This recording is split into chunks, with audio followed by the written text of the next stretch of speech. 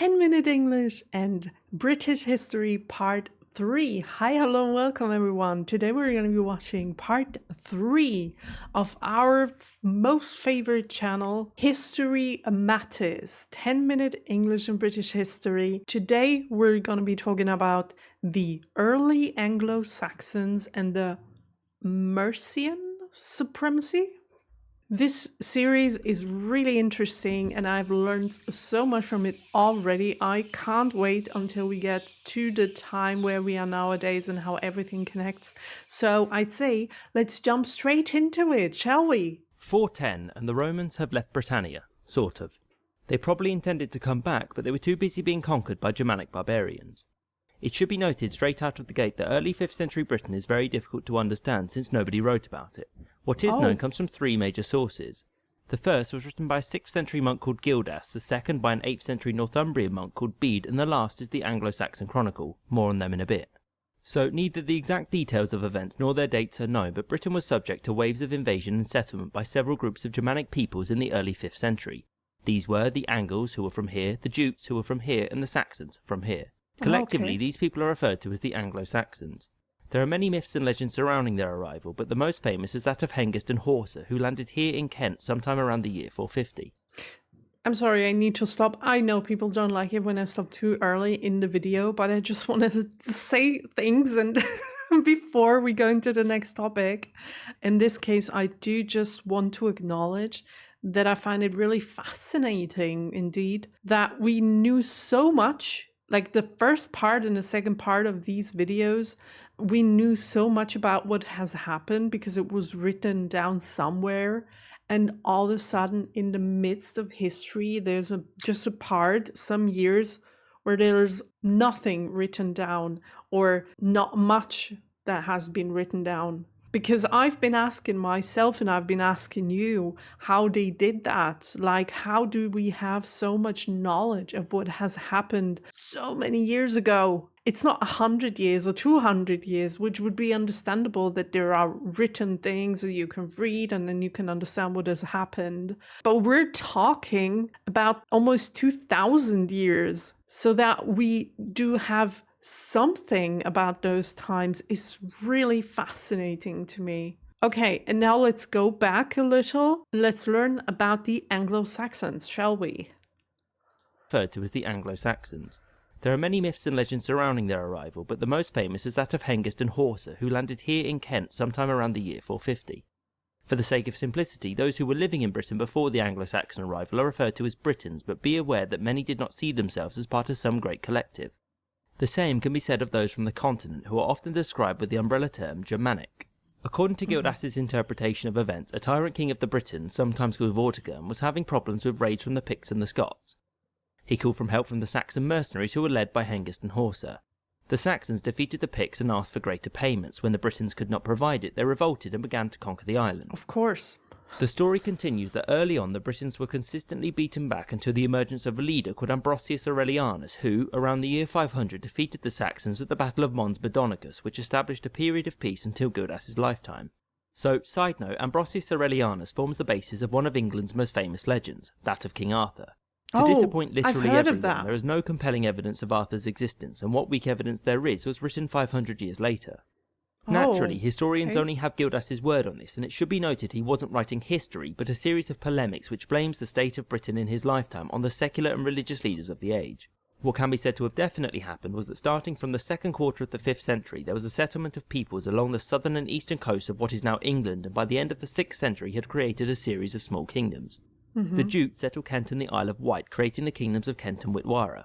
The Angles settled the eastern coast and the Midlands. In the north, these settlements became the kingdom of Bernicia and Deira, whilst in the south, the kingdom of East Anglia, literally meaning East Angleland, was founded. Of the middle settlements, by far the most important was the kingdom of Mercia, but there are others, such as the kingdom of Lindsey. Wow, the Saxons so many settled the parts southern again. coast around the Jutes, founding the kingdoms of Essex, Sussex, and Wessex, meaning East Saxons, South Saxons, and West Saxons, respectively. Thus, Britain was divided between Germanic and Brittonic kingdoms, and some Britons even fled, settling what is now called Brittany. The exact dates and natures of these foundings are essentially lost to time, but these kingdoms were firmly established by the year 600. This period is known as the Heptarchy, meaning the rule of 7, due to there being 7 major Anglo-Saxon kingdoms, but it should be remembered that there were many more. There were also Brittonic kingdoms such as Strathclyde and Dumnonia, alongside the Welsh kingdoms of Powys and Dyfed. The cultural dividing lines between these kingdoms is hard to define, and it is difficult to know whether the Angles would have seen themselves as distinct from the Saxons. The Britons certainly saw themselves as different from the Germanic newcomers, however. One crucial difference between these two groups was religion. It is unknown how prevalent Christianity was at this time amongst the Britons, but Gildas and the Brittonic settlement at St. Alban show that Christianity was certainly alive on the island. I have to stop for a second here because my brain has to recollect all the things that I've just heard. Again, we are 3 minutes into the video and so much has already happened, and yet again, the country is split into several parts with several groups of people. I can't even count how many times that has happened before. This country was shaped by so many different things that have happened over the centuries. It's unbelievable how much a country can change when there is no stable government and peace. But every now and then there is a new group invading a country and just taking parts of it, and then others fight back, others flee, and everything is always in chaos. There is no peace in between. It's really interesting to see because I myself have, like I said, never learned that in school and never really bothered looking into it up until this point in time. And I find it really interesting. So much that is happening in a few years. Oh, and I gotta get rid of my hoodie because it's really warm in here. Okay, now I'm cold. What's going on? It's either hot or cold. There is no in between today. What's going on? Let's just continue and I'm going to freeze to death now. Alban showed that Christianity was certainly alive on the island. The Germanic settlers / invaders, whatever you want to call them, were not Christians, however. They were pagans. This wasn't paganism in the Roman sense, with formal rituals and well-documented festivals, but one which varied wildly depending on who was practicing it. Germanic paganism had many gods, such as Tyr, Woden and Thunor, who gave their names to some of the days of the week. So, what? In 595, Pope Wait Gregory a second, really? That's where those names come from? Tyr, Woden, Thunor. Tuesday, Wednesday, Thursday. Those names originate from god names, god of war and justice, king of the wild hunt, and god of thunder? I had no idea. So now I'm wondering, where do all the other names come from? Are those also names from gods or kings? I've never heard of that. That's really cool. Also, how did they call the names of a week before that time? Did they even have names? Or did they just call them days and they didn't even have the concept of a week or of naming days before that? But that can't be true, because otherwise we wouldn't know what has happened in those times, because they wouldn't have the concept of years and couldn't have written it down. Like in 410, this and that happened if they didn't have the concept. So I wondered, were the days named in a different way or not at all, and they only had the concept of maybe months or years? Okay, now I'm confused, to be honest. I've never thought about that. Maybe there's a video about this where I can learn how that happened. So, in 595, Pope Gregory I sent a monk called Augustine to Britain with the intent of converting the peoples that lived there. Augustine arrived in 597, landed here at the Isle of Thanet in the Kingdom of Kent, whose capital was Canterbury. Kent at this time was ruled by King Ethelbert, and he was at first suspicious of the missionaries, thinking they were going to put a spell on him, but eventually he gave them permission to preach, and at some point, nobody knows exactly when, Ethelbert himself converted. This was not Ethelbert's first run-in with Christianity, since his wife Bertha was a Frankish princess and also a Christian. By 601, many in Kent had been converted, and Augustine was appointed as the first Archbishop of Canterbury. Ethelbert's conversion to Christianity did not just have social and religious impacts, but political ones too. The reason for this was that Ethelbert was not just the King of Kent, but also the Overlord of Britain, meaning the other kings answer to him. The position of Overlord is sometimes referred to as Brett Wilders, but actually this title was not in use until several centuries later. Ethelbert used his position of power to influence other kings to convert as well. After Ethelbert's death, the position of Overlord went to King Raedwald of East Anglia. Raedwald had previously been converted under pressure from Ethelbert, but he was not a particularly good convert since he kept both Christian and pagan shrines. Raedwald was also likely to be the man who was buried at Sutton Hoo, famous for housing this helmet. The conversion of Anglo-Saxon kingdoms was not only a product of Rome, but also of the surrounding peoples. For example, the kingdom of Dalriata was home to a major monastery at Iona, founded by the Irish abbot Columba. From this monastery came Aidan, a monk who travelled to Northumbria, which is called so because it is the land north of the river Humber, which is here.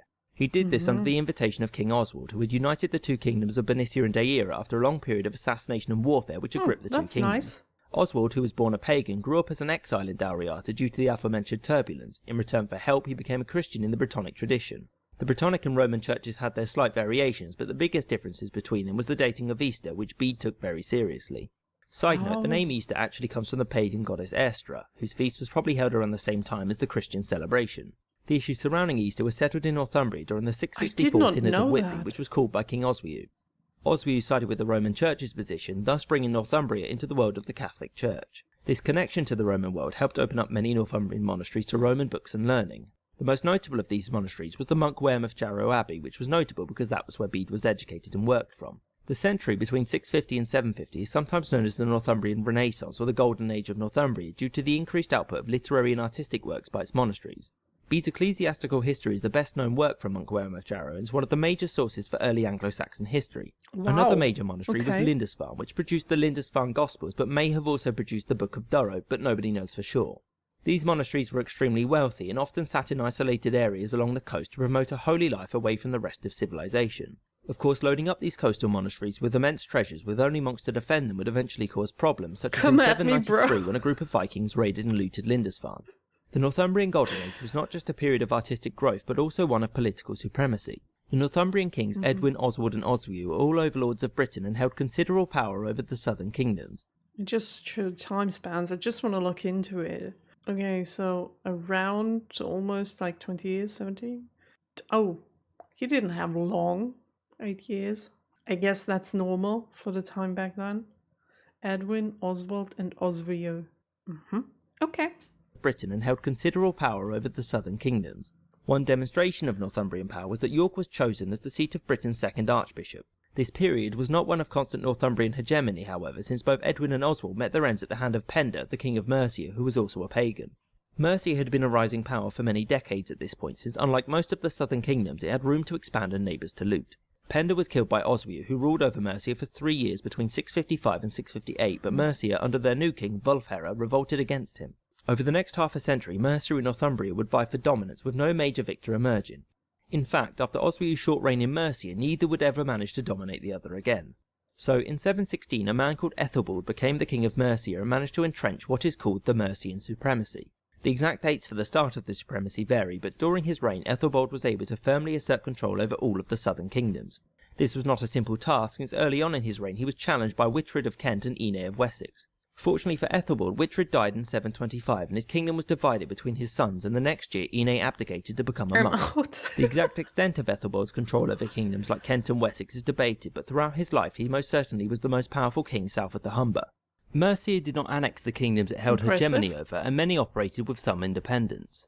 Ethelbald died in 757 and was succeeded by Bjornred, who was quickly chased off by Offa, the most famous king of Mercia. The hegemony established by Ethelbald had collapsed, and Offa had to reassert Mercian dominance, which he managed to do, despite some hiccups. Under Offa, the Mercian supremacy reached its height, and he brought in a series of reforms, the most notable of which was the introduction of the penny. Offa, like those before him, never managed to assert authority over the Welsh kingdoms to the west and was consistently plagued by raiding.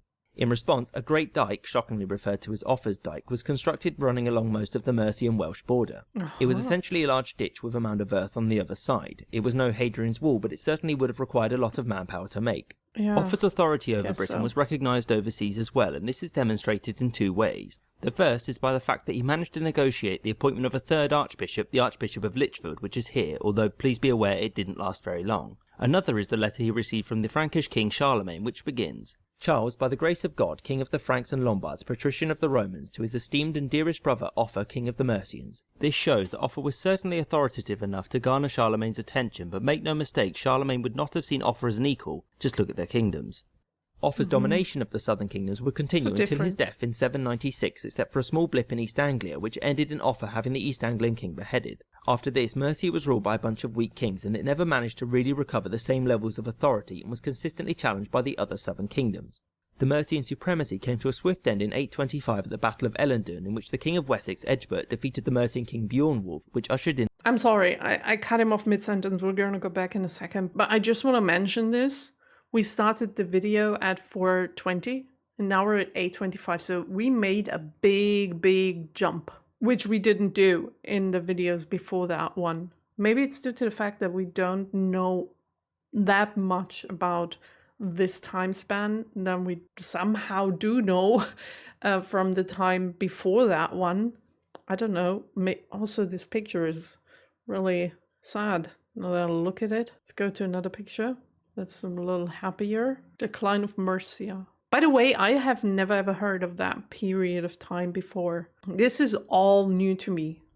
All of that. Okay, and now let's watch the last almost minute. Maybe something interesting will happen at the end of the video. I don't know. ...cover the same levels of authority and was consistently challenged by the other southern kingdoms. The Mercian supremacy came to a swift end in 825 at the Battle of Ellendun, in which the King of Wessex, Egbert, defeated the Mercian king Beornwulf, which ushered in the rise of Wessex. This is a real picture, by the way. Ultimately, something Mercia's really primary that was issue really was the drawn succession, since whenever a king died, the supremacy collapsed and had to be built up again by whomever won the inevitable civil war. Offa had tried to fix this previously, but all this did was get his son killed after he died. Aww. I hope you enjoyed this episode, and thank you for... Okay. Thank you for putting this online. So much knowledge in these little videos. And I really appreciate that. So we've learned something new today. I'm still thinking about the names of the days in the week. This was the most interesting part of the whole video for me, because it was something that I'm like, what? Because this is something that still exists nowadays. Through all this time, they never changed those names again. I mean, everything changed and the English language changed over time, but those names, they still exist today. And that I find really fascinating. I hope you had fun watching this video together with me, and I'll see you for the fourth part. And also, we're so far into the history now that we almost arrived at the year 1000. That's so freaking cool. So I really hope you had as much fun as I had watching this video, and I'll see you with the next part. Have a nice day. Bye.